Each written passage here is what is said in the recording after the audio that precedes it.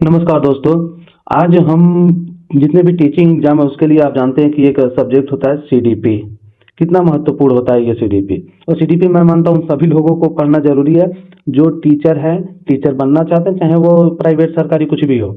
और जो भी पेरेंट्स हैं, जो माता पिता, उनको भी सीडीपी पढ़ना हो, ताकि उनको भी तो अपने बच्चे के विकास के बारे में जानना होगा। और ये सीडीपी पढ़ के आप ये चीज़ तो जान जाएंगे कि बच्चे का विकास कैसा होगा। आपके लिए काफ़ी इसमें आसानी हो जाएगी। तो हम इस टॉपिक की शुरुआत करते हैं। हमारे पास सभी यूपी टेट सी टेट के लिए सभी सब्जेक्ट की पीडीएफ मौजूद है। आप इस पीडीएफ को प्राप्त भी कर सकते हैं। हमारे कॉन्टेक्ट नंबर पे आप मैसेज कर सकते हैं, डीएम कर सकते हैं, जो है 9721364681। इस पे आप डीएम कर सकते हैं, आपको ये पीडीएफ भी दे दी जाएगी। और आइए हम एक एक करके शुरुआत करते हैं। जो यूपी टेट का जो पहला ही टॉपिक दिया है सीडीपी में, वो दिया है बाल विकास का अर्थ, आवश्यकता एवं क्षेत्र। बाल विकास का अर्थ क्या है, मतलब क्या है इसका, इसकी जरूरत क्या है और इसका क्षेत्र क्या है, ये कितना बड़ा है। आप जानते हैं कि ये बाल विकास का क्षेत्र बहुत सीमित नहीं, बहुत बड़ा है। ये क्षेत्र के बारे में ही जानेंगे। हमने टॉपिक वाइज पहले ही लिख लिया है सारे टॉपिक को, जिसको आपको समझने में काफी आसानी होगी, ताकि एक पैराग्राफ जैसा नहीं लगेगा। तो आइए हम एक एक करके शुरू करते हैं। पहला दिया है बाल विकास का अर्थ। ठीक, बाल विकास दो शब्दों से मिलकर बना है, बाल और विकास, अर्थात बालक का विकास। देखिए, बाल विकास बना है बाल और विकास। बाल मतलब होता है बच्चा, विकास मतलब विकास, मतलब बाल विकास मतलब बालक के विकास। और बाल विकास में हम वही जो चीज पढ़ेंगे जो बालक के विकास के लिए उपयोगी है, मतलब बालक के विकास के बारे में पढ़ने को ही हम बाल विकास कहते हैं। ठीक, अगला दिया बाल किसी बालक के विकास से आशय माँ के गर्भ से आने से लेकर पूर्ण प्रौढ़ता प्राप्त करने की स्थिति है। मतलब कि जब से किसी बच्चे का गर्भधारण, मतलब किसी माँ का गर्भधारण होता है, बच्चे बनते हैं, उससे लेके और जब तक उसको पूरा मेचुरेशन आ जाए, पूर्ण प्रौढ़ता मतलब मेचुरेशन है, तब तक ये पूरी जर्नी बाल विकास के अंतर्गत आता है। अगला है किसी गर्भधारण से लेकर मृत्यु पर्यंत किसी न किसी रूप में लगातार चलती रहती है।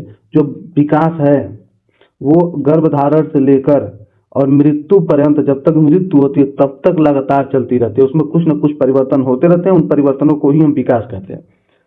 और इसी के फलस्वरूप अंगों का विकास होता है, और हमारे अलग अलग अंगों का विकास होता है। जन्म के समय हमारे अंगों का विकास नहीं हुआ था, बाकी धीरे धीरे आगे चल के सभी अंगों का विकास होता है। समझदारी आती है, इमोशनल डेवलपमेंट होता है, हर तरीके के विकास होते हैं। विकास एक सार्वभौमिक प्रक्रिया है। सार्वभौमिक मतलब सबके साथ ये विकास होना स्वाभाविक है। किसी एक व्यक्ति, एक जीव की तरफ नहीं, हर जीव, हर व्यक्ति को विकास से गुजरना ही पड़ेगा। जो संसार के प्रत्येक जीव में पाई जाती है, सभी जीवों में विकास पाई जाती है। सबके बच्चे पहले छोटे होते हैं, अलग दिखते हैं, सभी अंगों का विकास नहीं हुआ होता है। फिर आगे चल के धीरे धीरे उनकी जाति के जैसे उनका विकास होने लगता है, अंगों में बदलाव होने लगते हैं।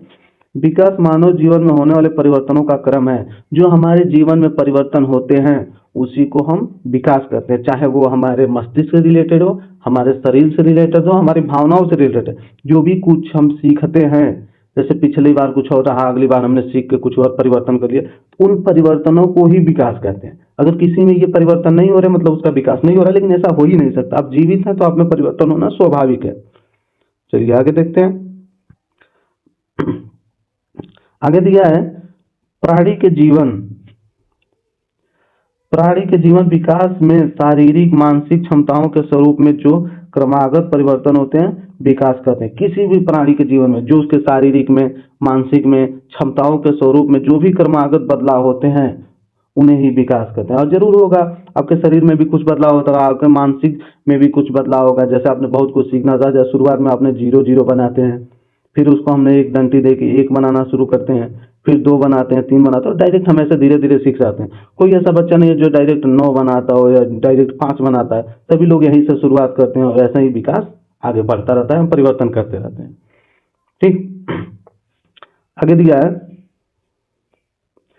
विकास बढ़ना ही नहीं अपितु परिपक्वता पूर्ण परिवर्तन है, तथा बालकों में परिवर्तन एक अनवरत न दिखाई देने वाली प्रक्रिया है जो निरंतर गतिशील है। विकास जो होता है वो एकदम मेचुरेशन तक होता है, परिपक्वता तक उसमें बदलाव होते रहते हैं।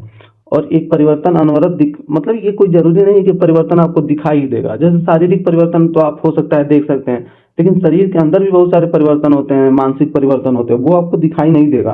वो अंदर होता ही रहेगा, उसको बस जरूरत पड़ने पे आपको समझ में आ जाएगा हाँ कि इनका मानसिक विकास हो रहा है, इनका संवेगात्मक विकास हो रहा है, जो निरंतर गति से, ये निरंतर होता रहता है, आप चाहें या ना चाहें, लेकिन इसमें थोड़ा बहुत बदलाव होना है।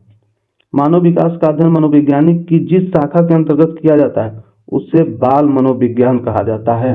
मतलब ये कर है बाल विकास का अध्ययन मनोविज्ञान की जिस शाखा, मतलब बाल विकास का अध्ययन जो मनोवैज्ञानिक करते हैं, जिस मनोवैज्ञानिक के तहत इसका होता है, उस जो शाखा को हम बाल मनोविज्ञान कहा जाता है, जिसमें बालक के मनोविज्ञान के बारे में पढ़ा जाता है। आगे दिया,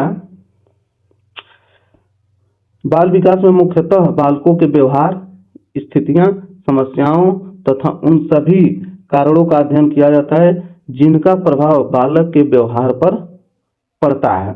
मतलब उन सभी स्थितियां, व्यवहार, समस्याओं तथा उन सभी के कारणों का अध्ययन किया जाता है जिनका प्रभाव बालक के व्यवहार पर पड़ता है। अब बालक का व्यवहार कैसा होगा, ये उसके मतलब कि विकास पे ही प्रभाव करता है। मतलब कि अगर दो बच्चे हैं जिनका व्यवहार अलग अलग है, तो हम मान लेंगे कि इनके जैसा व्यवहार होगा उसी हिसाब से हम तय कर लेंगे कि इनका विकास कितना होगा। अगर कोई व्यक्ति समझदार न हो, झगड़ालू हो, अपशब्दों का प्रयोग करता है, तो मतलब उसका मानसिक विकास या संवेगात्मक विकास नहीं हुआ है।